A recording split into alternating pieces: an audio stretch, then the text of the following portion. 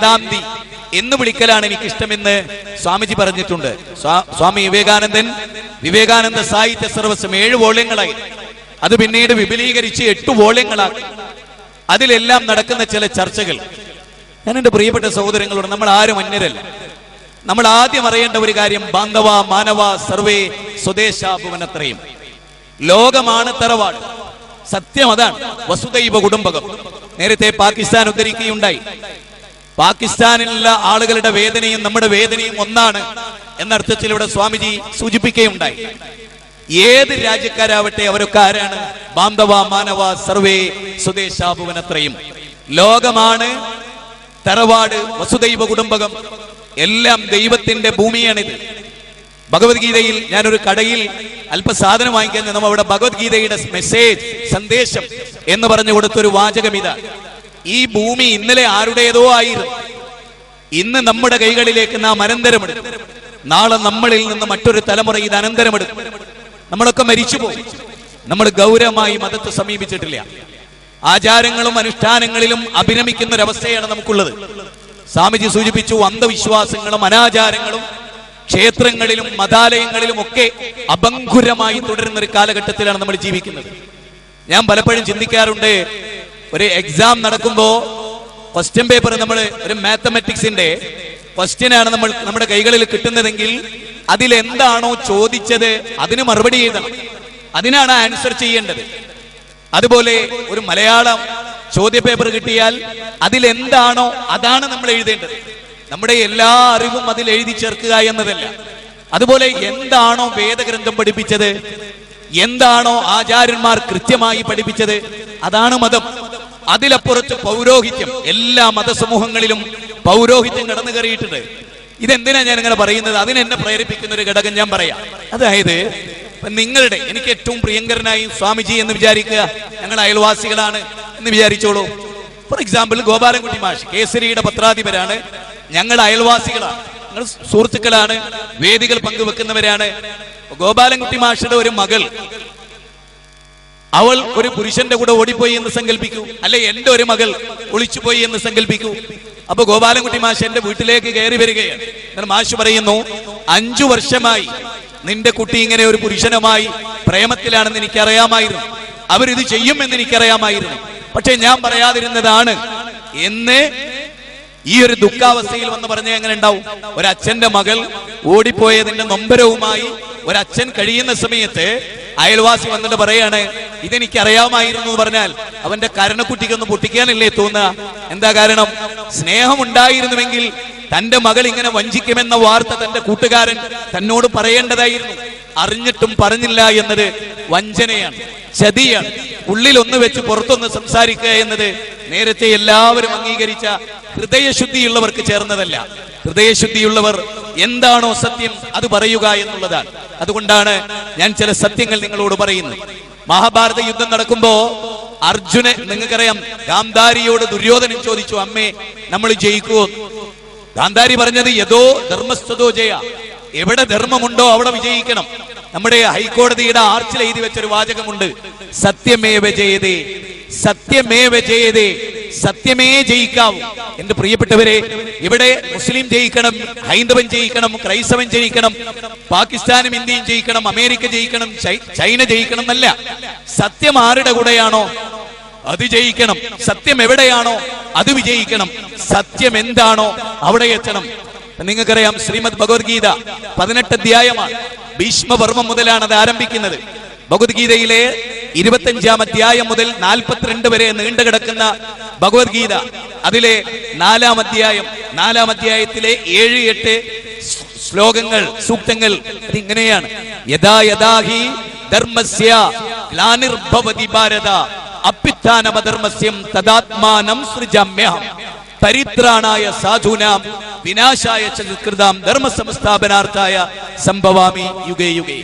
ധർമ്മത്തിന് ചുതി സംഭവിക്കുമ്പോ, അധർമ്മം കൊടികുത്തി വാഴുമ്പോ ധർമ്മത്തിന്റെ സംസ്ഥാപനത്തിന് വേണ്ടി യുഗങ്ങൾ തോറും അർജുന ഞാൻ അവതരിക്കുന്നു എന്നാണ്. ഇസ്ലാമിൽ ചെറിയൊരു വ്യത്യാസമുണ്ട്. ഇസ്ലാമിലെ ഒരു പ്രത്യേകത, ഒരു മനുഷ്യൻ ഒരു നാട്ടിൽ ജനിക്കും, അയാളെ എല്ലാവർക്കും അറിയാം. അച്ഛനും അമ്മയ്ക്കും ജനിച്ച ഒരു കുഞ്ഞിനെ പോലെ ആമിനയുടെ, അബ്ദുള്ളയുടെ മകനായി ജനിച്ചു. എന്നിട്ട് അവർക്കിടയിൽ വളർന്നു. ഒരു തിന്മയും ചെയ്യാതെ വളർന്നു. അവർക്കിടയിൽ മാതൃകയായി. അദ്ദേഹം പ്രവാചകനാകുമ്പോഴുള്ള മെച്ചം, അദ്ദേഹത്തെ അവർക്കറിയാം, അദ്ദേഹത്തിന്റെ എല്ലാ അവസ്ഥകളും അറിയാം. അദ്ദേഹം ആ നാട്ടിൽ ജീവിച്ചിട്ടും ആ നാട്ടിലെ ഒരു തിന്മയിലും അദ്ദേഹം പങ്കെടുത്തില്ല. അതുകൊണ്ട് തന്നെ അദ്ദേഹം പറയുന്നതിന് മുകളിലേക്കെടുക്കേണ്ടതുണ്ട് എന്ന വിശ്വാസം. അതുകൊണ്ടാണ് അവിടെ അവതാര സങ്കല്പമല്ല, പ്രവാചകന്മാരാണ് ഇസ്ലാമിലുള്ളത്. പ്രവാചകന്മാർ ഓരോ കാലഘട്ടത്തിൽ പ്രവാചകന്മാർ വരും, അവരാണ് സനാതന മൂല്യങ്ങൾ പഠിപ്പിക്കുക.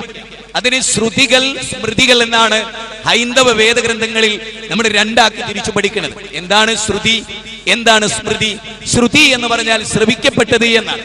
ദൈവത്തിങ്കൽ നിന്ന് മാലാകമാർ മുഖാന്തരം ഋഷീശ്വരന്മാർക്ക് നൽകിയ കൃത്യമായ ദൈവപ്രോക്ത ആശയങ്ങൾ, അതാണ് ശ്രുതി. എന്താണ് സ്മൃതി? ആചാര്യന്മാരുടെ ഓർമ്മകളിൽ നിന്ന് അവർ നമുക്ക് പകർന്നു തന്ന മൊഴിമുത്തുകളെയാണ് യഥാർത്ഥത്തിൽ സ്മൃതികൾ എന്ന് പറയാം. നമുക്കറിയാം വേദങ്ങൾ, ചതുർവേദം, ഋഗ്വേദം, സാമവേദം, അഥർവവേദം, യജുർവേദം, ചതുർവേദം.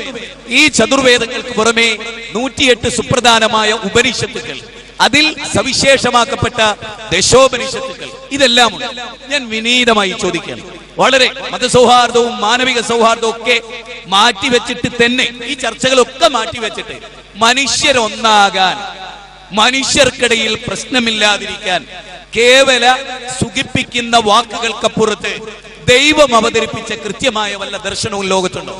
എനിക്കും നിങ്ങൾക്കും തമ്മിത്തല്ലാത്ത, കഴുത്തറുക്കാത്ത, പരസ്പരം സ്നേഹിക്കാൻ കഴിയുന്ന, ആലിംഗനം ചെയ്യാൻ കഴിയുന്ന, കെട്ടിപ്പിടിക്കാൻ കഴിയുന്ന, ഒന്നാകാൻ കഴിയുന്ന, ഒരാള് നടന്നു പോകുമ്പോൾ അവനെക്കുറിച്ച് ഒരു ശത്രുതയുമില്ലാത്ത മനസ്സുണ്ടാക്കാൻ ദൈവം ശരിക്കും ഇവിടെ വല്ലതും അവതരിപ്പിച്ചിട്ടുണ്ടോ? മനുഷ്യാചാര്യന്മാരല്ലാത്ത, പണ്ഡിതന്മാരല്ലാത്ത ദൈവത്തിങ്കൽ നിന്ന് കൃത്യമായി അവതരിപ്പിക്കപ്പെട്ട വചനങ്ങളുണ്ടോ? സ്വാമി ദയാനന്ദ സരസ്വതി ആര്യ സമാജത്തിന്റെ സ്ഥാപകനാണ്. ലൈറ്റ് ഓഫ് ട്രൂത്ത് അദ്ദേഹത്തിന്റെ വിഖ്യാതമായ ഗ്രന്ഥമാണ്. ഇതെല്ലാം വായിക്കുമ്പോൾ നമുക്ക് കിട്ടുന്ന വളരെ സവിസ്തരമായ ഒരു ചർച്ചയുണ്ട്. അതിൽ ഞാൻ നമ്മുടെ ഉദ്ഘാടകൻ 88 വയസ്സുള്ള ഇപ്പോഴും ആരോഗ്യവാനായ ആ ഉദ്ഘാടകൻ, അദ്ദേഹം പറഞ്ഞ മദ്യപാനവുമായി ബന്ധപ്പെട്ട് ഞാൻ അവസാനം വരും. സുഹൃത്തുക്കളെ, വളരെ പ്രധാനമാണ് ഒറ്റ ദൈവമേ ഉള്ളൂ എന്ന വിശ്വാസം. ഇവിടെ ഈ കരുനാഗപ്പള്ളിയിലും നമ്മുടെ ഓച്ചിറ ക്ഷേത്രത്തിലും ഇവിടെ പരിസരത്തുള്ള പല ക്ഷേത്രങ്ങളിലും എനിക്ക് പ്രസംഗിക്കാൻ അവസരങ്ങൾ ഉണ്ടായിട്ടുണ്ട്. പല ബഹുമത സമ്മേളനങ്ങളിൽ ലോകാടിസ്ഥാനത്തിൽ നിന്ന് പല സ്ഥലങ്ങളിലും പങ്കെടുക്കാൻ ഈ കാലയളവിൽ പടച്ചവന്റെ അനുഗ്രഹത്താൽ എനിക്ക് സാധിച്ചിട്ടുണ്ട്. ഞാൻ മനസ്സ് തട്ടി ചോദിക്കാൻ, ആ ഒരൊറ്റ ദൈവമേ ഉള്ളുവെങ്കിൽ, അവന്റെ സൃഷ്ടികളാണ് ഇവിടെയുള്ള എല്ലാവരുമെങ്കിൽ, ആ ദൈവത്തെ മാത്രം ആരാധിക്കുക എന്നത് എന്തുകൊണ്ട് പഥ്യമല്ലാതെ പോയി? എന്തുകൊണ്ട് മാനവ സമൂഹത്തിന് സ്വീകാര്യമല്ലാതെ പോയി? ഹിന്ദുവിനെയും മുസ്ലിമിനെയും ക്രിസ്ത്യാനിയെയും ജൈനനെയും ബൗദ്ധനെയും മതമുള്ളവനെയും ഇല്ലാത്തവനെയും എല്ലാറ്റിനെയും സൃഷ്ടിച്ചതാ. അപ്പൊ നമുക്കിവിടെ താൽക്കാലിക ബുദ്ധിമുട്ടുണ്ടാക്കുന്നുണ്ടെങ്കിലും ഈ പ്രാണികളെയൊക്കെ സൃഷ്ടിച്ച ഒരാളുണ്ടല്ലോ, അതാര്? ആ സൃഷ്ടാവിനെ ആരാധിച്ചാൽ നമുക്കിടയിലെ പ്രശ്നം അവസാനിക്കും എന്ന് ലോകത്തിന്റെ ചരിത്രം നമ്മളെ പഠിപ്പിക്കും. അതിൽ നിന്ന് വ്യത്യാസം വന്ന കാലഘട്ടങ്ങളിലെല്ലാം, അതിൽ നിന്ന് അഭിപ്രായ ഭിന്നതകൾ വന്ന കാലഘട്ടത്തിലെല്ലാം മനുഷ്യർക്കിടയിൽ വിഭാഗീയതകൾ ഉണ്ടായിട്ടുണ്ട്. വിശുദ്ധ ഖുർആൻ, ഒടുവിലത്തെ ഗ്രന്ഥമായ ദൈവിക ഗ്രന്ഥമായ വിശുദ്ധ ഖുർആൻ, അതിന്റെ 2-ാം അധ്യായം 213-ാമത്തെ സൂക്തത്തിൽ പറയുന്ന ഒരു കാര്യം ഞാൻ നിങ്ങളുടെ ശ്രദ്ധയിൽപ്പെടുത്തുകയാണ്. ബിസ്മില്ലാഹിർ റഹ്മാനിർ റഹീം.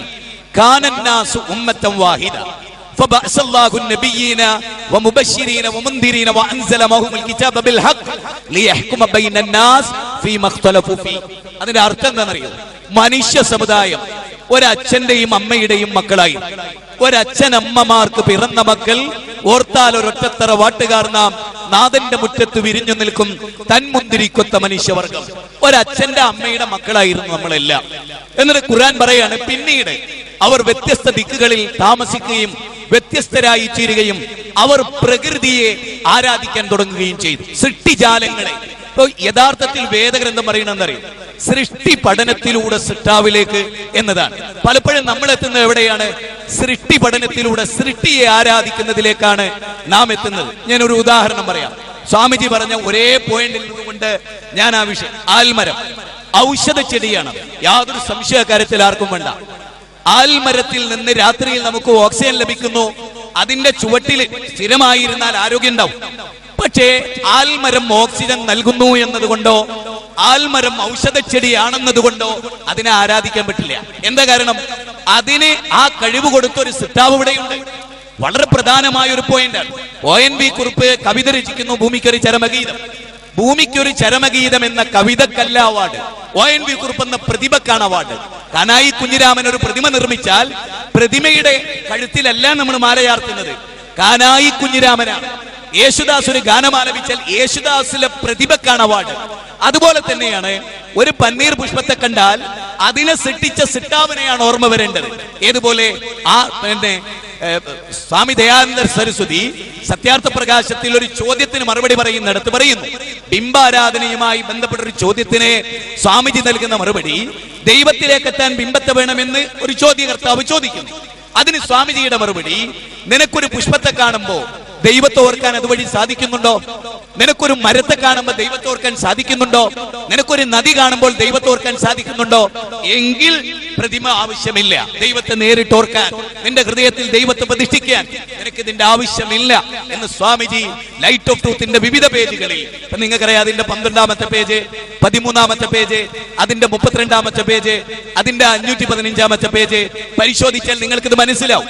ഞാൻ പറയുന്നത്, ലോകത്തെ മുഴുവനും സൃഷ്ടിച്ച, സൂര്യനെ സൃഷ്ടിച്ച, ചന്ദ്രനെ സൃഷ്ടിച്ച, എല്ലാറ്റിനെയും സംവിധാനിച്ച ഒരു സിട്ടാവുണ്ടെന്ന് എല്ലാവരും ഒരേ സ്വരത്തിൽ പറയുന്നു.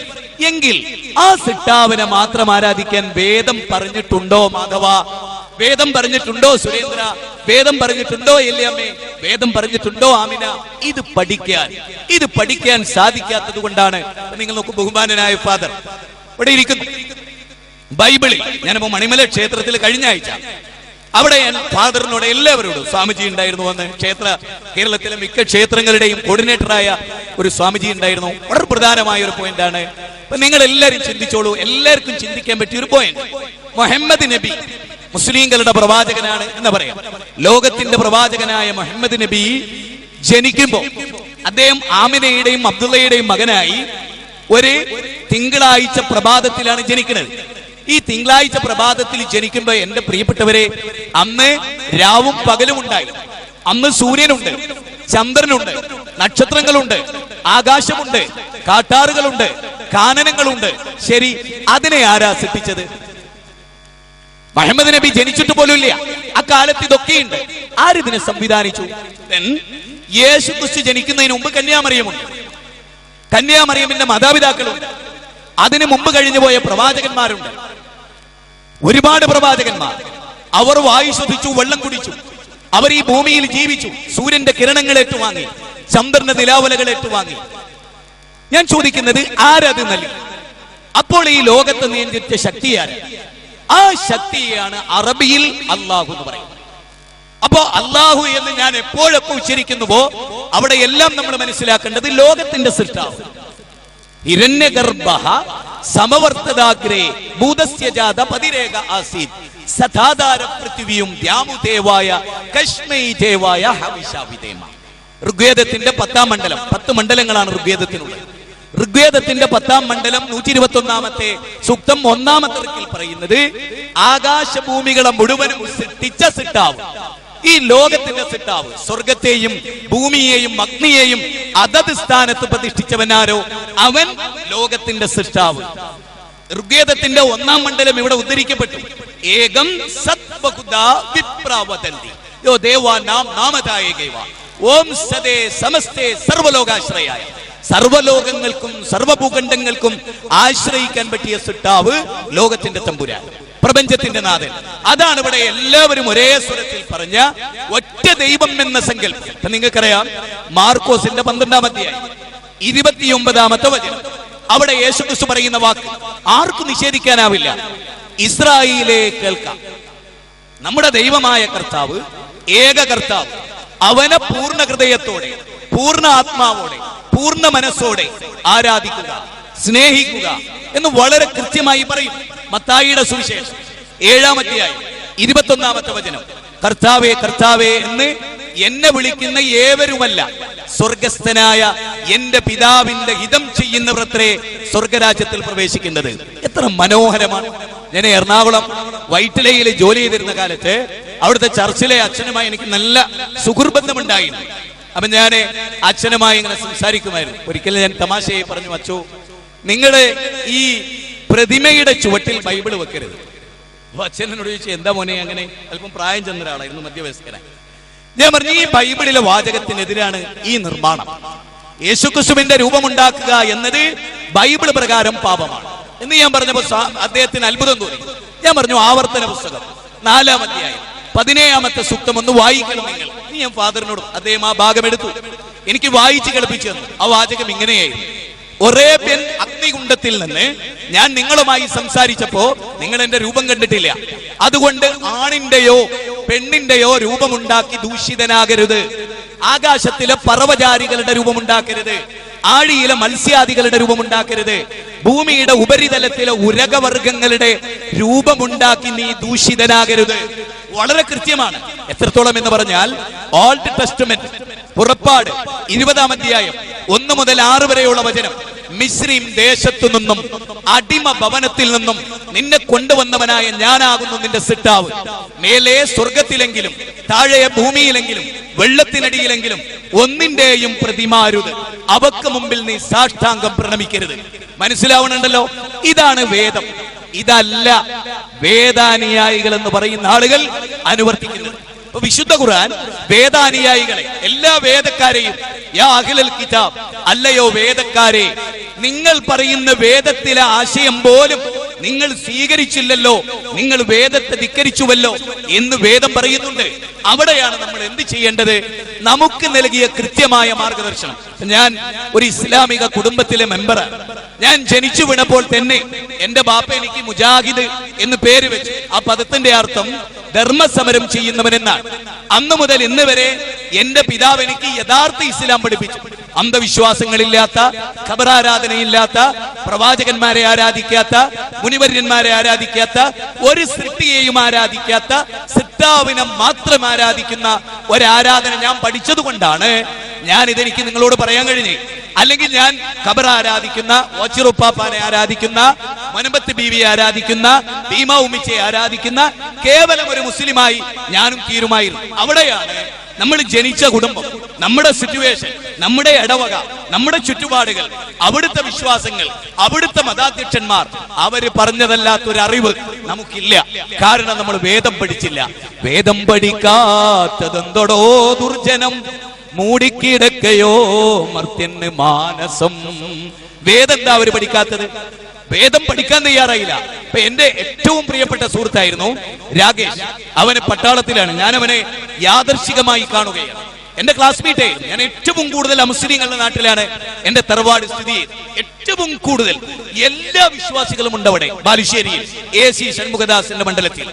ഞാൻ രാകേഷിനെ യാദർശികമായി അവന്റെ വീട്ടുമുറ്റത്ത് വെച്ച് കാണുകയാണ്. ഒരു ഇടവഴിയിലൂടെ പോകുന്നു. ഞാൻ വാട്ട് എ സർപ്രൈസ്, രാകേഷ് നീ എന്താ ഇവിടെ? ഇത് എന്റെ വീടാണ്, നീ എത്ര കാലമായി നിന്നെ കണ്ടിട്ട്, വാ എന്ന് പറഞ്ഞെങ്കിൽ ഞാൻ അവന്റെ വീട്ടിൽ കയറി ചെന്ന് ഞാൻ അവിടെ ഇങ്ങനെ ഇരിക്കുമ്പോ അവിടെ ഷെൽഫിൽ ഇങ്ങനെ ഋഗ്വേദം, സാമവേദം, അഥർവവേദം, യജുർവേദം, ഉപനിഷത്ത് സമാഹാരങ്ങൾ എല്ലാം വെച്ചു. ഞാൻ അവനോട് പറഞ്ഞു, ആ യജുർവേദം ഒന്ന് എടുക്കാമോ എന്ന്. അവൻ എന്നോട് പറഞ്ഞു, പൂച്ചക്ക് പൊന്നൊരുക്കുന്നിടത്ത് എന്താ കാര്യം? പൂച്ചക്ക് പൊന്നൊരുക്കുന്നിടത്ത് എന്താ കാര്യം? എന്താ കാര്യം എന്നാണ് അവന് ചോദ്യം. ഞാൻ പറഞ്ഞു, നീ യജുർവേദം എടുക്ക്, അതിലെ 32-ാം അധ്യായം എടുക്ക്, അതിലെ 3-ാമത്തെ ശ്ലോകം എടുക്ക്. അപ്പൊ അവൻ എടുത്ത് എനിക്ക് വായിച്ചു കേൾപ്പിച്ചു. നതസ്യ പ്രതിമാസ്, ദൈവത്തിന് പ്രതിമയില്ല, ആർക്കും തടുത്തു നിർത്താനാവില്ല, ഒഴുകുന്ന നദിയാണത്. അത് തടുത്തു വെച്ചു ഇവിടുത്തെ മതപണ്ഡിതന്മാർ, മുസ്ലിം പണ്ഡിതന്മാരായാലും ഹൈന്ദവ പണ്ഡിതന്മാരായാലും ക്രൈസ്തവ പണ്ഡിതന്മാരായാലും പൗരോഹിത്യത്തിന് എന്നും ജീവിക്കേണ്ടിയിരുന്നു സുഹൃത്തുക്കളെ. അതുകൊണ്ട് മതം അവര് പഠിപ്പിച്ചതാണ് നമ്മുടെ കണ്ണിലെ മതം, വേദമതം. ഞാൻ പറയട്ടെ, ദൈവം അവതരിപ്പിച്ച ഒരൊറ്റ മതമുണ്ട്. സൂര്യൻ ആരുടേതാ? ഹിന്ദുവിന്റേത്, മുസ്ലിമിന്റെ, ക്രിസ്ത്യാനിയുടേതുമല്ല. സൂര്യൻ മനുഷ്യർക്കുള്ളതാണ്. മനുഷ്യർക്ക് വേണ്ടി സൂര്യനും ചന്ദ്രനും ഉണ്ടെങ്കിൽ ആ സൂര്യനെയും ചന്ദ്രനെയും പടച്ച തമ്പുരാൻ ഒരു മതം അവതരിപ്പിച്ചു. പഠിക്കാൻ തയ്യാറുണ്ടോ എന്നാണ് എന്റെ ചോദ്യം. വാദിക്കാനും ജയിക്കാനുമല്ല, അറിയാനും അറിയിക്കാനും വരൂ എന്ന് ഞാൻ പറയും. തമീശ്വരാണം പരമം മഹേശ്വരാം താം ദേവദാനാം പരമം ജദൈവതം പദീൻ പദീന പരമം പരസ്താദ് വിധാമദേവം ഭുവനേശമേട്യം എന്ന ശ്വേതോപനിഷത്തിലെ ശ്ലോകമാണ്. എന്താ അതിന്റെ അർത്ഥം? നിങ്ങൾ ആരാധിക്കുന്ന ഈ ആരാധ്യന്മാരൊന്നുമല്ല യഥാർത്ഥ ആരാധ്യൻ. അവരുടെയൊക്കെ പരമാരാധ്യനായ, സകല ശാസകന്മാരുടെയും ശാസകനായ സാക്ഷാൽ പ്രപഞ്ചത്തിന്റെ നാഥൻ കെ പരമേശ്വരൻ പിള്ള, ഹിന്ദുധർമ്മ പരിചയം എന്ന് പറഞ്ഞൊരു പുസ്തകമേ.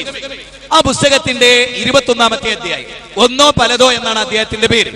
148-ാമത്തെ പേജ്, 3-ാമത്തെ പാരഗ്രാഫ്. അതിൽ പറയുന്നത്, ഒരു ദേവിക്കും ഒരു ദേവനും സ്വന്തമായി കഴിവില്ല. ഒരു പുൽക്കൊടി നീക്കണമെങ്കിൽ പോലും സാക്ഷാൽ പടച്ചവനിൽ നിന്ന്, അള്ളാഹുവിൽ നിന്ന് കഴിവ് ലഭിക്കണമെന്നാ പറയുന്നത്. ഞാൻ ചോദിക്കുന്നു, എല്ലാവരും മനസ്സ് തട്ടി ചോദിക്കുന്നു, എങ്കിൽ ആ കഴിവ് കൊടുക്കുന്ന സാക്ഷാൽ അള്ളാഹുവിനെ ആരാധിച്ച പോരെ നമുക്ക്? മൊയ്തീൻ ശൈഖിനെ വിളിക്കുന്ന, ഭീമ ഉമ്മിച്ചയെ വിളിക്കുന്ന മുസ്ലിങ്ങൾ പറയുന്നത് എന്താണെന്നറിയോ? നിങ്ങൾക്ക് കെ പരമേശ്വരൻ പിള്ള പറഞ്ഞ ഇതേ വാക്ക്. മൊയ്തീൻ ശൈഖിനാവട്ടെ, ഭീമ ഉമ്മിച്ചക്കാവട്ടെ, അമ്പിയാക്കൾക്കാവട്ടെ ഒരു കഴിവുമില്ല സാക്ഷാൽ പടച്ചോൻ കഴിവ് കൊടുത്തിട്ടല്ലാതെ. ഇത് തന്നെയായിരുന്നു പ്രവാചകന്റെ പ്രബോധിത സമൂഹം പറഞ്ഞു. അപ്പൊ നമുക്കെല്ലാം അത് തിരുത്തി ഇങ്ങനെയാക്കാം. എല്ലാ കഴിവിന്റെ ഉടമയുമായ സാക്ഷാൽ പ്രപഞ്ചനാഥനോട് നമുക്ക് എന്തുകൊണ്ട് പ്രാർത്ഥിച്ചുകൂടാ? നമുക്ക് എന്തുകൊണ്ട് ആരാധിച്ചുകൂടാ?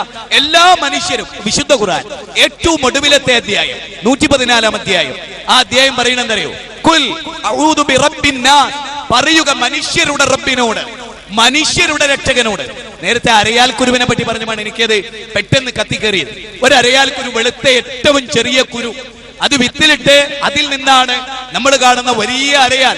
ഈ അരയാലിന്റെ കുരുവിന്റെ ആ സ്റ്റാർട്ടിങ്ങിൽ നിന്ന് അതിന്റെ എൻഡ് വരെ അതിനെ കൊണ്ടുപോകുന്നവനെ അറബിയിൽ പറയുന്ന പേരാണ് റബ്ബ്.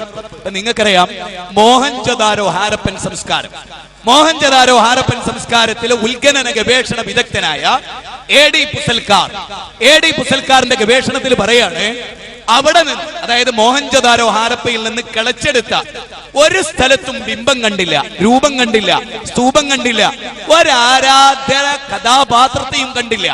ഇത് തെളിയിക്കുന്നത് അവർ നിരീശ്വരവാദികളായിരുന്നു എന്നതല്ല, അവർ രൂപമില്ലാത്ത ഏകദൈവത്തെ ആരാധിച്ചു എന്നാണ് എ.ഡി. പുസൽക്കാർ പറയുന്നത്. മൗലാന ആസാദിന്റെ കൃതിയിലെ 103-ാമത്തെ പേജിൽ അദ്ദേഹം പറയാണ്, ഇതുവാൻ എന്നായിരുന്നു ദൈവത്തെ അവർ വിളിച്ചിരുന്നത്. ഇതുവാൻ എന്ന് പറഞ്ഞാൽ ഹിമവെട്ടാത്ത അക്ഷിയോട് കൂടിയവൻ എന്നാണ്. ഒരിക്കലും അടയാത്ത കണ്ണുകളോടെ മാനവ സമൂഹത്തെ തുറന്നു വീക്ഷിക്കുന്ന, ലോകത്തിലെ സകല ചലനങ്ങൾ പറയുന്ന ലോകത്തിന്റെ സൃഷ്ടാവ് റാംസസ് രണ്ടാമൻ, ഫിറൗൻ, നിങ്ങൾ കേട്ടിട്ടുണ്ടാവും. ആ ഫിറൗനിന്റെ അടുത്ത് മോസസ് പ്രവാചകൻ, 10 കമാൻഡ്മെന്റ്സിന്റെ പ്രവാചകൻ അവിടെ ചെല്ലുകയാണ്.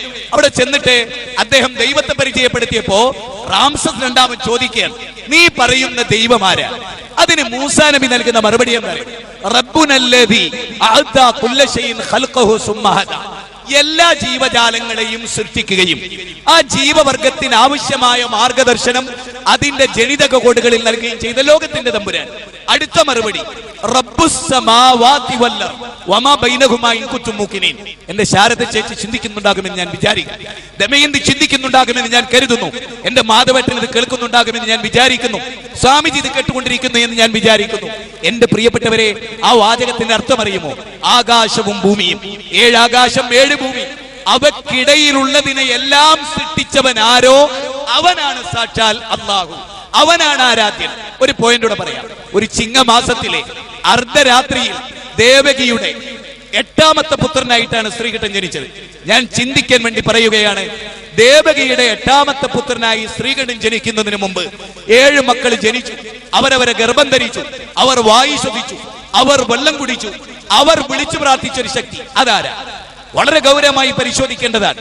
ലോകത്തിലെ മനുഷ്യരൊക്കെ വരുന്നതിന് മുമ്പ് തന്നെ, മനുഷ്യവാസം ഇല്ലാത്ത കാലത്ത് തന്നെ ആകാശവും ഭൂമിയും ഉണ്ടെങ്കിൽ ആ ആകാശഭൂമികളെ സൃഷ്ടിച്ചവനെയാണ് ആരാധിക്കേണ്ടത് എന്ന് ഖുർആൻ മനുഷ്യരോട് പറയും. നിങ്ങൾക്ക് ചിന്തിക്കാം, നിങ്ങൾക്ക് പഠിക്കാം. ഇത് തന്നെയാണ് വേദങ്ങൾ. തമീശ്വര നോക്കൂ, ഒരു വേദ സൂക്തമാണ് പറയുന്നത്, ത്വമേകം ശരണ്യം ത്വമേകം വരണ്യം ത്വമേകം ജഗത് കാരണം വിശ്വരൂപം ത്വമേകം ജഗത് കർത്തൃ പാത്ര പ്രകർത്തൃ ത്വമേകം പരം നിശ്ചലം നിർവികൽപം. എന്റെ പ്രാർത്ഥനകളിലും മേഘനായ ദൈവമേ നിന്നോടാണ്. സുനാമി ഉണ്ടാക്കുന്നതാണ്. സുനാമിയെ എഫക്ട് ചെയ്തൊരു പ്രദേശമാണ്. ആർക്കും നിർവചിക്കാനാവില്ല സുനാമി. ഒരാൾക്കും, ഒരു തങ്ങൾക്കും, ഒരു നബിക്കും, ഒരു പ്രവാചകൻ, ഒരു വിശ്വാചാര്യനും സുനാമി പ്രവചിക്കാൻ കഴിയില്ല. ഇനിയും വരാനിരിക്കുന്ന സുനാമി പ്രവചിക്കാൻ കഴിയില്ല. അവർക്ക് ഭാവി അറിയില്ല. ഞാൻ പലപ്പോഴും പുട്ടപർത്തിയുമായി ബന്ധപ്പെട്ട് ചിന്തിക്കുമ്പോൾ എന്റെ മനസ്സിൽ കടന്നു വന്നിട്ടുള്ള ഒരു ചോദ്യമാണ്, സായിബാബ ഒരു പച്ചയായ ജീവകാരുണ്യ പ്രവർത്തനത്തിന്റെ മകുടോദാഹരണമായ ഒരു മനുഷ്യനായിട്ട് നിങ്ങൾ സങ്കല്പിച്ചോ? നേരെ മറിച്ച് അദ്ദേഹത്തിന്റെ കിഡ്നി വീക്കായത് അദ്ദേഹം അറിഞ്ഞില്ല. 130 ഗ്രാം ഭാരമുള്ള അദ്ദേഹത്തിന്റെ കിഡ്നി വീക്കായത് അദ്ദേഹം അറിഞ്ഞില്ല. അദ്ദേഹത്തിന്റെ ശ്വാസകോശം കേടുവന്നു അറിഞ്ഞില്ല. അനാട്ടമി പഠിച്ചവർക്കെല്ലാം അറിയാം, ആന്തരിക അവയവങ്ങൾ കംപ്ലീറ്റ് കേടുവന്നിരുന്നു. സ്വാമിജി എന്നെ അറിഞ്ഞിരുന്നില്ല എന്ന് പറഞ്ഞാൽ സ്വന്തം ശരീരത്തിന്റെ ഉള്ളിൽ നടക്കുന്ന മാറ്റങ്ങൾ പോലും അറിയാത്ത മനുഷ്യരെ അല്ല നമ്മൾ ആരാധിക്കുന്നത്. നമ്മുടെ സൃഷ്ടാവ്, ലോകത്തിന്റെ നാഥൻ, പ്രപഞ്ചത്തിന്റെ നാഥൻ, ദീദീപികൻ, വിരാട് പുരുഷൻ, ഹിരണ്യഗർഭൻ എന്നൊക്കെ നമ്മൾ പറയുന്ന, ഇതുവാൻ എന്ന് പറയുന്ന, വേദക്കൂൺ എന്ന് പറയുന്ന ലോകത്തിന്റെ സൃഷ്ടാവിനെ എന്ന് പറഞ്ഞാൽ, ചുരുക്കി പറഞ്ഞാൽ, കല്ലും മുള്ളും മുരടും മൂർക്കൻ പാമ്പും കാഞ്ഞിരക്കുട്ടിയും മാൽത്തറകളും മക്ബറകളും ജാറങ്ങളും പുണ്യപുഷ്പങ്ങളും മണ്ഡപങ്ങളും ശ്രീകോവിലുകളും ആൾക്കാരും, അതുപോലെ അമ്പിയാക്കളും ഔലിയാക്കളും മാലാകമാരും ജിന്നുകളും ഒന്നും ആരാധിക്കപ്പെട്ടുകൂടാ. അവരെയൊക്കെ സൃഷ്ടിച്ച സാക്ഷാൽ സൃഷ്ടാവിനെ വിശുദ്ധ ഖുർആൻ പറയുന്ന അതാണ്. ലോകത്ത് നിങ്ങൾ ആരാധിക്കുന്നവരൊക്കെ സൃഷ്ടികളാണ്. ഒരു ഉദാഹരണത്തിലൂടെ ഞാനിത് വ്യക്തമാക്കാം. ഞാനിവിടെ കരുനാഗപ്പള്ളിയിലെ ഹൈവേയിൽ നിൽക്കുക എന്ന് വിചാരിച്ചോളൂ, അർദ്ധരാത്രിയിൽ. അങ്ങനെ എനിക്ക് കോഴിക്കോടേക്ക് പോകണം. ഇതുവഴി വന്ന പല വാഹനങ്ങൾക്കും ഞാൻ കൈ കാണിച്ചു. അങ്ങനെ എനിക്കൊരു ടാക്സി ഡ്രൈവർ കാറ് നിർത്തി എന്നെ എറണാകുളം വരെ അയാൾ എത്തിക്കാന്ന് പറഞ്ഞു. അങ്ങനെ എറണാകുളത്തെ ടാക്സി സ്റ്റാൻഡിൽ അയാൾ ആ വണ്ടി നിർത്തി. അതിൽ നിന്ന് ഞാൻ ഇറങ്ങിയിട്ട് ഞാൻ തൊട്ടപ്പുറത്ത് നിർത്തിയിട്ട് ടാക്സിക്കാരനോട് താങ്ക്സ്, നന്ദിയുണ്ട് എന്ന് പറഞ്ഞാൽ നിങ്ങൾക്ക് എന്നെ കുറിച്ചുള്ള അഭിപ്രായം എന്താണ്? നിങ്ങൾക്ക് എന്നെ കുറിച്ചുള്ള അഭിപ്രായം എന്താ? ഞാൻ ആരോടാ നന്ദി പറയേണ്ടത്? എന്നെ കരുനാഗപ്പള്ളിയിൽ നിന്ന് എറണാകുളം ടാക്സി സ്റ്റാൻഡിൽ എത്തിച്ച ഡ്രൈവറോടാണ് ഞാൻ നന്ദി പറയേണ്ടത്. I'm right? എല്ലാവരും സമ്മതിച്ചുവല്ലോ. പക്ഷെ ഞാൻ നന്ദി പറഞ്ഞതോ അവിടെ നിർത്തിയിട്ട കാറുകാരനോടാണ്. അപ്പൊ കാറുകാരൻ വിചാരിക്കാൻ എന്താണ് ഇവൻ എന്നോട് നന്ദി പറഞ്ഞ്? ഇയാള് വിചാരിക്കാൻ ഇവൻ എന്തൊരു നന്ദി കെട്ടവനാണ്. ഞാനിവനെ കാറിൽ കയറ്റിക്കൊണ്ടുവന്ന് എന്റെ ഡീസൽ മുടക്കി ഇവൻ ഇവിടെ വളരെ ആത്മാർത്ഥമായി അവൻ ഇറങ്ങേണ്ട പൊസിഷനിൽ ഇറക്കിയിട്ട് അവൻ നന്ദി പറയുന്ന വേറൊരാളോടാണ്. ഇതുപോലെയാണ് മനുഷ്യരെ നാം എല്ലാവരും ആലോചിക്കുക. നമ്മൾ ആരും ഇവിടെ വലിയവരല്ല, ദൈവത്തിന്റെ അടിമകളാണ് നമ്മൾ ആലോചിക്കുക. ദൈവത്തിന്റെ വായു ശ്വസിച്ച്, ദൈവത്തിന്റെ വെള്ളം കുടിച്ചതാ ഈ മന്ദമാരുതനില്ലേ, പടച്ച തമ്പുരാൻ നൽകിയ, പ്രപഞ്ചത്തിന്റെ നാഥൻ നൽകിയ, ആ ദൈവം നൽകിയ ഭക്ഷണവും വെള്ളവും വായുവും അവൻ നൽകിയ കണ്ണുകൊണ്ട് കണ്ട്, അവൻ നൽകിയ കാതുകൊണ്ട് കേട്ട്, അവൻ നൽകിയ ഹൃദയം കൊണ്ട് ചിന്തിച്ച്, അവൻ നൽകിയ കൈകൊണ്ട് പിടിച്ച നാം അവന് പകരം സൃഷ്ടികളോട് നന്ദി പറയുന്ന അവസ്ഥ മാറ്റി സിട്ടാവനെ മാത്രം ആരാധിക്കുന്നതിലേക്ക് പോയാൽ മനുഷ്യ സമൂഹം ഒന്നായി. വിശുദ്ധ ഖുർആനിലെ ഒരു വാചകം ഞാൻ അവസാനിപ്പിക്കുകയാണ്, കുറഞ്ഞ കാര്യം പറഞ്ഞു.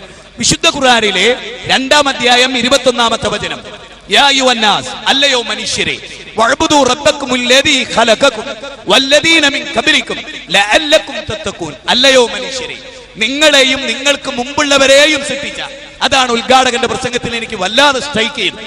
നമ്മെയും നമ്മുടെ അപ്പുറത്തുള്ളവരെയും ഒക്കെ സൃഷ്ടിച്ചവൻ ആ ഒറ്റ ദൈവമാണ്. അതേ, ആ ഒരൊറ്റ ദൈവം ആരാ? അവനെ അറബിയിൽ അല്ലാഹു എന്ന് പറയും, അല്ലേ? സംസ്കൃതത്തിൽ വേറൊരു പേര് പറയും. അതിനിടയിലെ സിട്ടികളിൽ നിന്ന് സിട്ടാവിലേക്ക് നേരിട്ട് ചെന്നാൽ മതി. ഇടയാളന്മാരെ സ്വീകരിച്ച് അവരെ ആരാധിച്ച്, ഇപ്പൊ നോക്ക്, അന്തം തമഹ പ്രഫിഷ്യന്തിയെ സംപുത്യമുപാസ്യത്തെ തതോഭൂയൈവദേ യഹുസംപുദ്യമൃതഃ. ഈശാവാശോപനിഷത്തിലെ 12-ാമത്തെ ശ്ലോകമാണ്.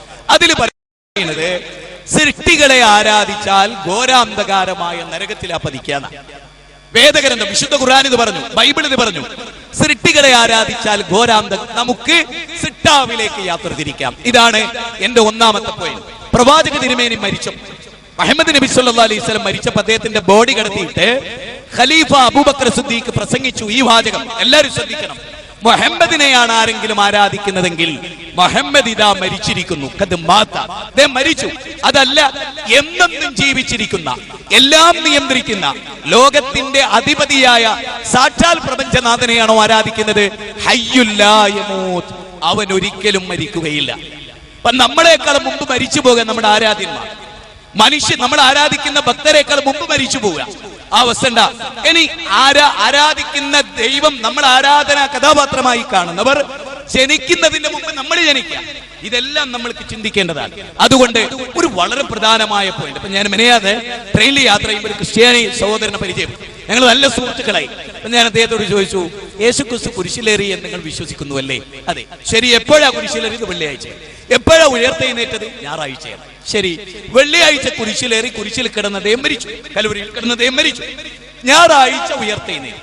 അപ്പൊ വെള്ളിയാഴ്ച കുരിശിലേറി, അത് ശനിയാഴ്ച ഉണ്ടായി, ഞായറാഴ്ച ഉണ്ടായി. അപ്പൊ യേശുക്രിസ്തു അല്ല രാവും പകലും ഉണ്ടാക്കണമെന്ന് ഉറപ്പായി. രാവും പകലും നിയന്ത്രിക്കുന്ന സിട്ടാവാര. ഞാൻ ഓടിക്കുന്ന ഒരു കാറ്, ഞാൻ ആക്സിഡന്റിൽ മരിച്ചാൽ ആ കാർ എവിടെയും കൊണ്ടുപോയി ഇടിക്കും. സൂര്യനെ നിയന്ത്രിച്ചത് നമ്മൾ ആരാധിക്കുന്ന ഏതെങ്കിലും ഒരു ആരാധ്യനാണെങ്കിൽ അദ്ദേഹത്തിന്റെ മരണത്തോടുകൂടി സൂര്യൻ നിശ്ചലമാകണം. സെക്കൻഡിൽ 250 കിലോമീറ്റർ വേഗതയിൽ സഞ്ചരിക്കുന്ന സൂര്യനെ ഈ പ്രപഞ്ചത്തിന്റെ സാക്ഷാൽ ഈ സദസ്സിലും വേദിയിലും ഇരിക്കുന്ന നമ്മളെയൊക്കെ സൃഷ്ടിച്ച് ഇന്നും നമ്മളെ സംരക്ഷിക്കുന്ന, നമുക്ക് സന്താനം നൽകുന്ന, നമുക്ക് ആരോഗ്യം നൽകുന്ന, നമുക്ക് ഐശ്വര്യം നൽകുന്ന സാക്ഷാൽ പ്രപഞ്ചത്തിന്റെ നാഥനാണ് ആരാധനക്കർഹൻ. ഇത് മനുഷ്യർ അംഗീകരിക്കുന്നതോടുകൂടെ മനുഷ്യരൊന്നായി തീർന്നു. പിന്നീട് അവന്റെ ജീവിതം ഇപ്പൊ നിങ്ങൾ നോക്ക്, ഞാൻ പറഞ്ഞുവല്ലോ, പെട്ടെന്ന് അവസാനിപ്പിക്കുകയാണ്. മാതാപിതാക്കൾ ആരാണ്? നമ്മുടെ മാതാപിതാക്കൾ ആരാണ്? നമ്മുടെ അച്ഛനമ്മമാർ. ഇന്ന് തിരിച്ചറിയാതെ പോകുന്ന ലോകം.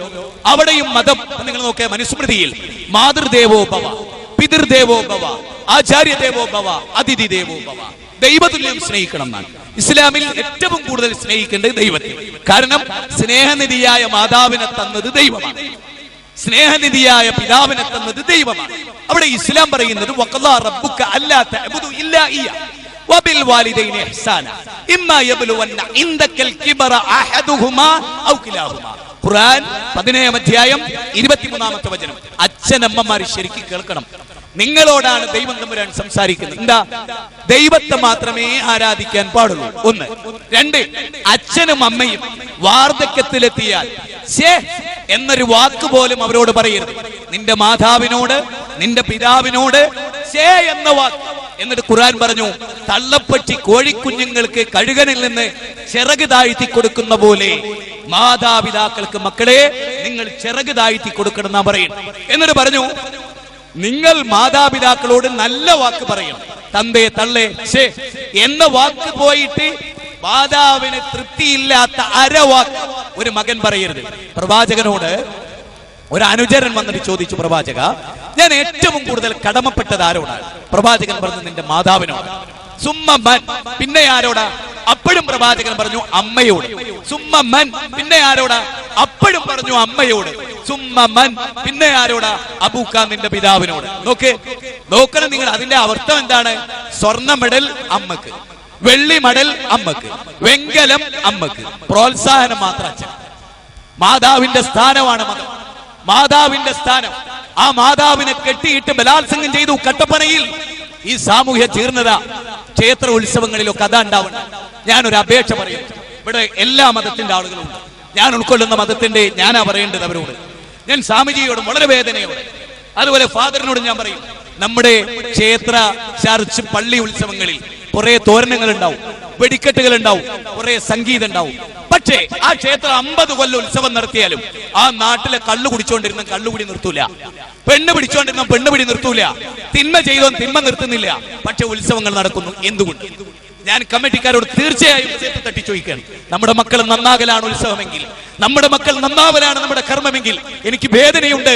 ഒരു ഉത്സവവും കഴിഞ്ഞിട്ട് ഒരു കുട്ടിയും ഞാൻ എന്റെ അമ്മയോട് മോശമായി പെരുമാറി ഞാൻ അത് നിർത്തും എന്ന് പറയുന്ന. ഞാനിവിടെ അറവുകാട് ക്ഷേത്രത്തിൽ പ്രസംഗിച്ചപ്പോൾ ഒരു പയ്യൻ എന്റെ പിന്നാലെ കൂടി, അങ്ങും എന്നെ സഹായിക്കണം, ഞാൻ എന്റെ അമ്മയോട് വളരെ മോശമായി പെരുമാറിയിട്ടുണ്ട്, എനിക്ക് എങ്ങനെ അമ്മയോട് മാപ്പ് പറയണമെന്നറിയില്ല.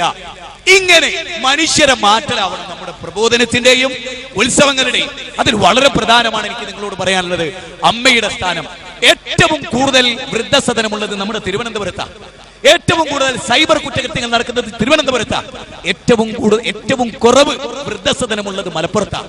എന്താ കാരണം എന്നറിയോ? വിശുദ്ധ ഖുർആൻ മാതാപിതാക്കളുടെ ബന്ധം അപാരമായി പറഞ്ഞിട്ടുണ്ട്. അതുകൊണ്ട് ഏറ്റവും കുറവ് വൃദ്ധസദനം അവിടെയാണ്. അതുകൊണ്ട് എനിക്ക് നിങ്ങളോട് പറയാനുള്ളത്, അച്ഛനെ അമ്മയെ അനാദരിക്കരുത്, വൃദ്ധസദനത്തിൽ കൊണ്ടുപോയി ചേർക്കരുത്. ഞാൻ 7 മക്കളിൽ ഒരുവനാണ്. എനിക്ക് 5 പെൺകുട്ടികളാണ്. 5 പെൺകുട്ടികളെ എനിക്കുള്ളത്. എന്റെ ബീജത്തിൽ പറഞ്ഞ 5 മക്കൾ, 5 പെൺകുട്ടികൾ.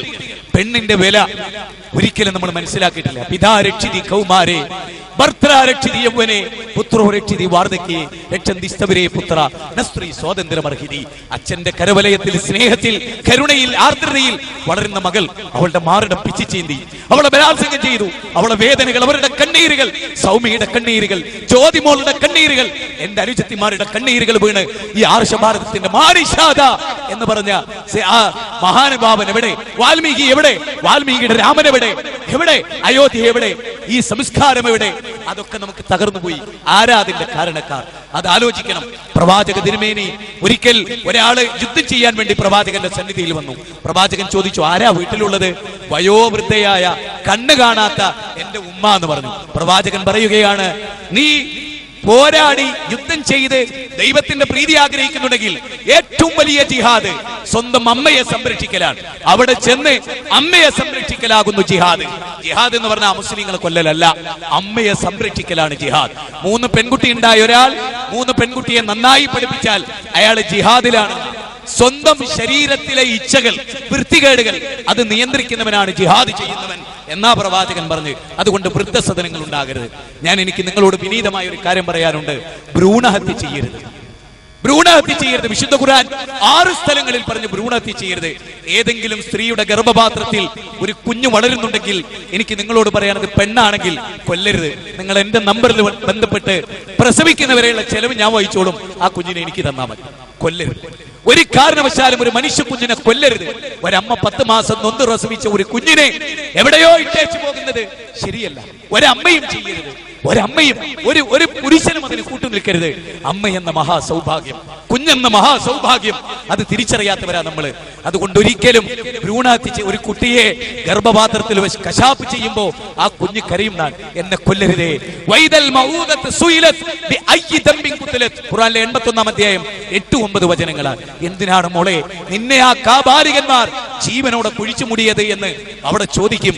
അതുകൊണ്ട് പെണ്ണിന്റെ സ്ത്രീധനം വാങ്ങരുത്, പെണ്ണിന്റെ കണ്ണീര് വീഴരുത്, ഒരു പെണ്ണും വാഹനത്തിൽ പീഡിപ്പിക്കപ്പെടരുത്, ഒരൊറ്റ കയ്യനും ഒരു സൗമ്യമോളെയും കൊന്നൊടുക്കരുത്.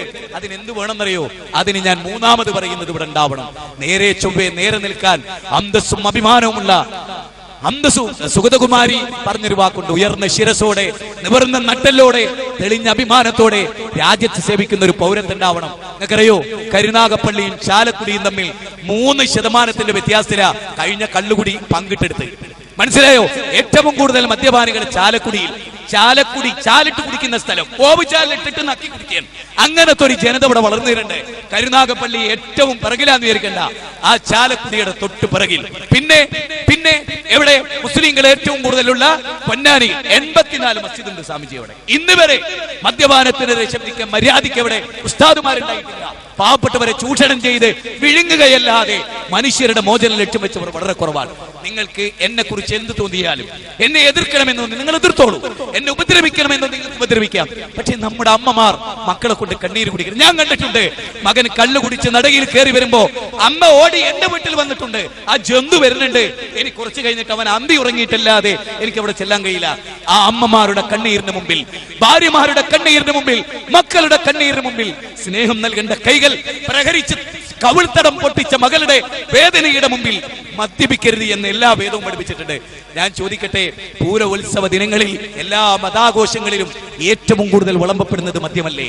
ഏറ്റവും കൂടുതൽ വിളമ്പപ്പെടുന്നത് മയക്കുമരുന്നല്ലേ?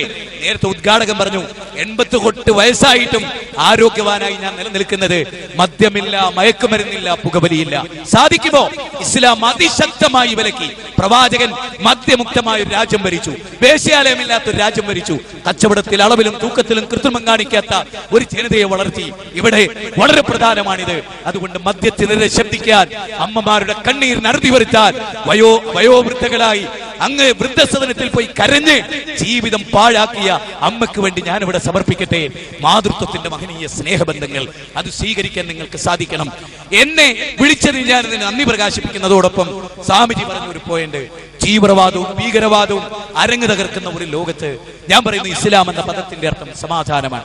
എന്റെ താടി കാണുമ്പോൾ ഒരു പക്ഷേ നിങ്ങൾ തെറ്റിദ്ധരിക്കും.